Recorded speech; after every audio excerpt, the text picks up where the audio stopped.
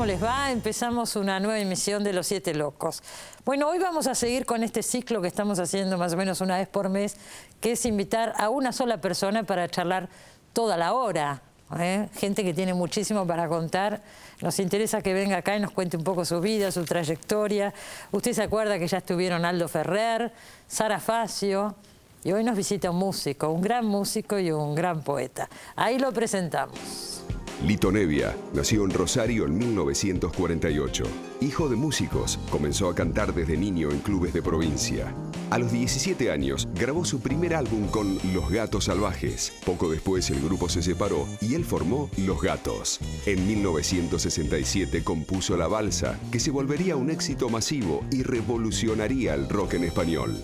A partir de los años 70 comenzó su carrera como solista. Es autor de Muerte en la Catedral, Melopea, Solo se trata de vivir y muchos otros grandes temas de la música nacional. Bueno, Lito, bienvenido. Primera vez que venís al programa. Muchas gracias. Digo, 50 años, no solamente del primer LP de, no sé si el primer simple de Los Gatos Salvajes, son 50 años de rock nacional, porque ahí empieza el rock nacional. Sí, son 50 años, no sé, yo lo tomo a nivel personal también como 50 años de escribir canciones, porque es un oficio tan hermoso espiritualmente, tan rico, tan lleno de sueño y de ilusión y de tratar de evolucionar. Viste que el compositor de canciones, el que es bien de raza, es un tipo que hasta el último día de su vida se levanta a la mañana, va al piano y cree que va a ser la mejor canción de su vida, mejor que todas las anteriores. Y bueno, y estoy cumpliendo medio siglo de hacer eso, es increíble de hacer esto, la verdad que es una gran satisfacción. Por lo que tengo entendido, más de medio siglo, porque vos empezaste a componer a los 12 años. Sí, sí, y empecé a cantar con mis viejos. Mis viejos eran músicos, que eso fue lo que me posibilitó a mí dedicarme con este poder de vocación y de tan chico. Mis viejos me ponían ficha para que yo hiciera esto. Claro. Entonces yo me sentía con una confianza que parecía un león, ¿viste? Porque es muy importante, especialmente si sos muy chico, que te gusta una profesión y que tus viejos, tu familia no se opongan. Casi siempre pasa eso con muchas ramas del arte. Sí, claro. A los 6 años empezaste a actuar con ellos. Empecé con ellos de aquí para allá, sí, sí. ¿Qué hace? Porque tu mamá tocaba el piano. Mi mamá tocaba el piano. Tu papá cantaba. Mi papá cantaba, mi mamá tocaba el piano. Después teníamos en la semana, cuando no teníamos estos shows, que era la típica embajada artística que va por los pueblos, tipo músicos ambulantes. Embajada artística. Se llamaba así eso, la embajada artística, claro. Vos ibas al club, siempre por la zona de Santa Fe, ya que somos rosarinos. Y entonces, si había gustado y fue gente y te aplaudieron más o menos, los de la comisión te daban unos manguitos y te decían, bueno, venga dentro de 3 sábados. Claro. Y el trabajo salía de tracción a sangre. Yo le llamo así porque no era que, como hoy en día, que viene un tipo que no lo conoce a nadie y te da un demo, un DVD, un CD, te da una carpeta. Nada, claro. No, esto era vos ahí. Y entonces, bueno, la embajada artística era bastante particular porque tenía mi viejo que hacía la parte de melódica, mi vieja tango canción. ¿Cómo se llamaba tu papá? Félix Ocampo, era un seudónimo. Él había cantado con la orquesta de Miguel Caló, un poco de tango canción y eso. Y el hermano de mi vieja era el mago, con el muñeco, era ventríloco y hacía malabarismo, ese tipo de cosas. El profesor John Carver se llamaba, que era muy conocido en Rosario, ¿sabes? Después venía un cómico también, que haría una especie de cosas así de padracismo, tipo el Tano Genaro, ese tipo de cosas que había en esas épocas. 3 guitarreros de estos típicos que estaban en todas las radios que cazaban de oreja el tema que se propusiera. ¿Y qué temas tocaban? ¿Tangos? ¿Qué tocaban? Sí, no, de mi viejo cantaba todas las canciones, la mayoría de las que han sido ahora reactualizadas y famosas en todo el mundo por Luis Miguel. Pero porque los compositores lo conocían a mi padre y se la daban. Cuando venía alguien de otro lugar, tocaba en Buenos Aires y en Rosario, pero en Rosario se quedaban a lo mejor 10 días. Claro. Y mi viejo era todo ese ambiente y mi vieja también, así que vivíamos en una pensión donde siempre un fin de semana nos venía a visitar cualquiera de los que estaban actuando, que podía ser Alfredo Gobi, que podía ser Floreal Ruiz, que podía ser Virgilio Espósito, y yo era muy chiquito, lo único que hacía en esa embajada era que en el medio me tiraban ahí como un marciano con pantalones cortos y cantaba 2 canciones. ¿A vos cantabas? Claro, pero en esa historia de cuando te hacen cantar de chiquito, que te muestran, mira, el chiquito también como un monito, yo me sentía cómodo, pero me sentía medio un monito y me daba vergüenza, entonces yo lloraba, todas las veces que tenía que cantar lloraba, era un drama, hasta que después de la primera canción ya me afirmaba un poco y yo me hacía más el canchero, pero al comienzo me daba mucha angustia. Uy, me daba miedo. Podría haber pasado lo inverso, que nunca más en tu vida quisieras cantar, claro, ¿no? Claro. No, a mí me daba, yo soy muy tímido. Después cuando me pongo a hablar y estoy en confianza con alguien, hablo como un loro, pero yo soy muy tímido, entonces, yo salir y que la gente me estuviera mirando, cuando yo estaba, entonces, viste que si me has visto alguna vez por ahí, mucha gente me pregunta por qué canto con los ojos cerrados, porque estoy en mi mundo. Ahora, no tenés hermanos, sos hijo único. No, soy hijo único. Así que andaban los 3 y hacías mucha vida nocturna con esto también. Todo, sí, yo era muy estudioso y andaba bien en el colegio, pero tenía unas ojeras que parecía... ¿Pero qué te parece? Era tremendo. Al día siguiente ibas al colegio. Iba al colegio, sí. Yo me levantaba, por ejemplo, 5:30 de la mañana. La mayoría de las cosas del colegio yo ya las sabía, porque mi vieja a los 3, 4 años me había enseñado un montón de cosas, de escribir, de ortografía, de lectura, de todo. Entonces, formaba ella. Claro, entonces cuando yo iba a mí no me costaba nada y me divertía porque cumplía mi parte social por la edad que tenía. Me levantaba a 5:30 de la mañana, miraba un poco lo que iba a pasar y a las 7 me iba. Cuando salía, que era la 1 del mediodía, tiraba todo y me iba por ahí a tocar, a hacer lo que quisiera, y al otro día me volvía a levantar a las 5:30 de la mañana. Wow. Y nunca falló eso, estuvo bueno. Y empezaste a componer a los 12 años. A los 12, 13 años, sí. Empecé a componer porque tenía mucha inventiva para hacer melodías y también para, en ese momento yo decía, inventar acordes raros. En realidad eran acordes que hay que estudiar, los que existen en toda la música. Pero en ese momento yo en forma autodidacta iba sacando unas sonoridades. ¿Nunca estudiaste música? Sí, después estudié formalmente, sí. Porque primero intentó mi madre era concertista de piano y imposible que uno estudie con los padres. Estudiar, es muy difícil. Pero nada, ni aprender a manejar, nada con los padres. Claro, no se puede, sí. Entonces, yo me la fui rebuscando y no, llegó un momento que yo tenía como 40 canciones escritas y tenía 15 años. Pero no sabía escribir la grafía musical, entonces era medio raro. Así que después a los 17, 18 hice algunos cursos y empecé a estudiar, es decir, a saber el nombre de qué era lo que yo estaba sacando de intuición. ¿Tus padres tenían esa expectativa de que vos triunfaras en la música? ¿No? Sí, pero te digo una cosa muy sana, muy noble. No era una expectativa de que uno iba a ser famoso y millonario y ese tipo de cosas. Pasaba por otro lado. Pasaba, creo que un poco también el deporte era así, como no es hoy en día. Era que lo que querían era que vos hicieras algo que te gustara y que estuvieras feliz.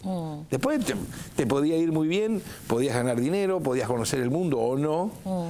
Pero eso está bueno porque yo creo que eso le da una preparación a alguien que tiene una vocación, que es justamente lo que le permite aguantar cuando hay épocas, como pasa en todo el orden de la vida, hay épocas que es difícil hacer algo. Seguro. ¿No? Seguro. Y si vos venís equivocado con una información de que tenés que ser famoso y aquello y lo otro, es capaz que a los 4 meses te agarre un ataque de depresión. Seguro.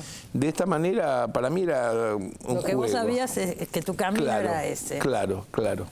Y te empezás a relacionar ahí con todos estos temas y qué sé yo, con gente por ahí, músicos de Rosario más grandes que Sí, era la época que yo cuando entré al grupo que entré, era la época que estaba la colimba en esa época, el servicio militar, que a los 20, 21 años, y el cantante se tenía que ir ahí, se tuvo que ir. Y yo tenía 15. Entonces yo, un amigo mío me acompañó a dar una prueba y cuando di la prueba, no me aceptaron, me vieron muy chiquito, muy flaquito, dijeron, no, pero este pibe que no puede hacer nada. Bueno, y después cuando pasó 1 mes y medio, que habían probado otros cantantes en vivo y todo, parece que no funcionaron las cosas y ahí me volvieron a llamar. ¿Eso eran Los Gatos Salvajes? Los Gatos Salvajes, sí. Ah. Todos tenían 21, 20, sí. Claro, y vos 15. Y yo tenía 15, sí. ¿Y qué cantaban? ¿Ya cantaban rock ahí? Sí, lo que pasa es que cuando yo ya entré en el grupo, les empecé a proponer a ellos que por qué no sacábamos las canciones que yo recién había escrito. En castellano. Claro, y sacamos como, bueno, todo el disco, el único que hay, un long play, 12 temas. ¿Qué te parece? Sacamos todo. Temas tuyos. Claro, y en ese momento eso empezó a gustar en Rosario. Rosario era un lugar de mucho músico como lo es hoy en día. Contábamos en esa época que había cerca de 200 grupos. Pero no 200 grupos famosos, grupos de los barrios, gente que tocaba. cuartetos, quintetos. Claro. Y entonces, Era muchísimo, 200 grupos en Rosario. claro, era una locura. Pero los más originales éramos nosotros porque teníamos temas propios en castellano.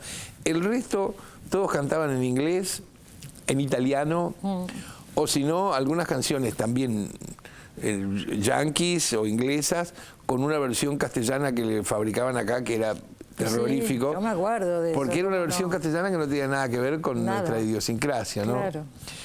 Así que bueno, y empezamos con el grupo ¿Y se vienen para acá? Nos vinimos para acá, sí, para probar suerte, como pasa siempre con esta profesión, que tenés que venir a la capital. Bueno. Y ¿Eso sigue siendo así ahora también? Sí, pero mira, no hay que echarle la culpa a nuestro país. Toda América es así. Quiero decir, si vos estás en Brasil, tenés que ir a Río o San Pablo si te dedicas a la música, y si estás en Estados Unidos tenés que ir a Los Ángeles o Nueva York.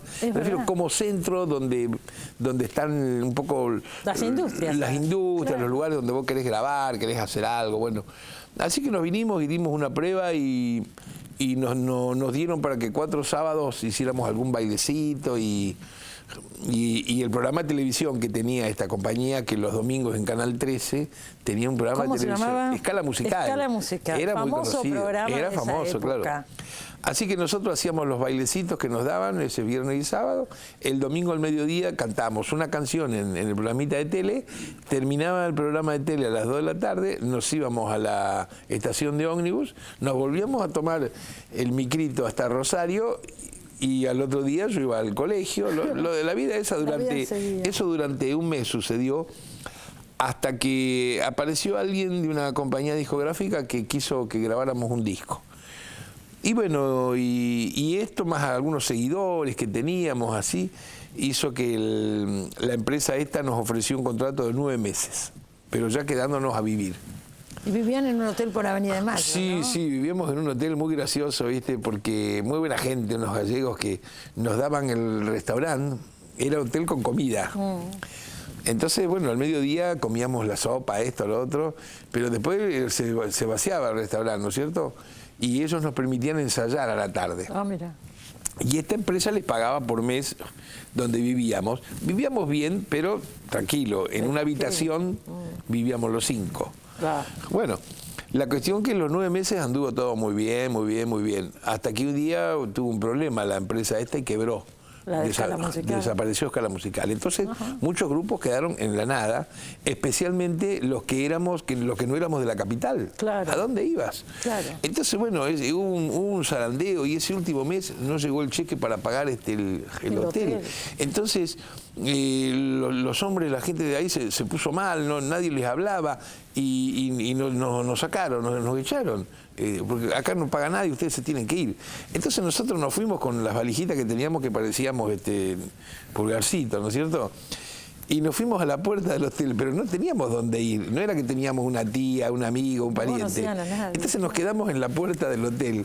Che, y nos hemos quedado 1 hora, 2 horas, 3, 5 horas. Y la gente pasaba caminando, porque encima era enfrente al Tortón, imagínate.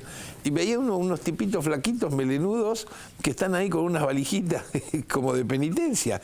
Entonces a las 9 de la noche parece que al dueño del hotel se le partió el alma, ¿sabes? Entonces digo, bueno, entren y duerman esta noche. Ay, pobre. Sí, así que entramos, nos quedamos a dormir y al otro día, gracias a Dios, la Escala en ese sentido, en una usanza que no es la que siempre pasa en nuestro país, pagaron todas las deudas que tenían. Sí.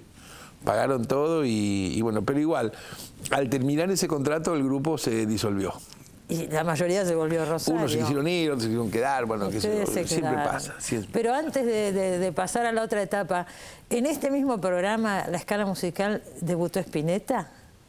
¿Vos sabés eso? Sí, debutó cuando estábamos tocando Estaban nosotros. ustedes, Sí. que también tenía 15 años. Que Claro, claro. Debutó con un grupo que... Porque los sábados hacían en los 3 o 4 bailes que manejaba la escala, que eran, por ejemplo, Centro Montañés, José Hernández de Mataderos, Defensores de Villa T6. Yo tengo una memoria terrible, soy agotador, así que disculpame. Me acuerdo de todo, me acuerdo de todo. Entonces, el mismo programa de televisión organizaba manejaba eso, y claro. tenía unos programas de radio que lo publicitaba. Entonces, en todos los lugares, además de los artistas ya contratados, hacían un certamen el día sábado con banditas. Sí. La bandita que lograba ganar de los 4 bailes tenía de premio que el día domingo iba al programa y era la ganadora y tocaba una canción. Bueno, un fin de semana apareció un grupo que se llama Los Larks, que cantan un tema en inglés de los Kings, sí. que era un grupo famoso de la época Beatles, ¿no? De la época del Mercy Beat. Y en ese grupo el que cantaba era Spinetta, y la batería era Rodolfo García, el baterista luego de Almendra, claro. Y nada, y vinieron a sacarse una foto con nosotros y a saludarnos y a decirnos qué buena idea que cantan en castellano. Claro.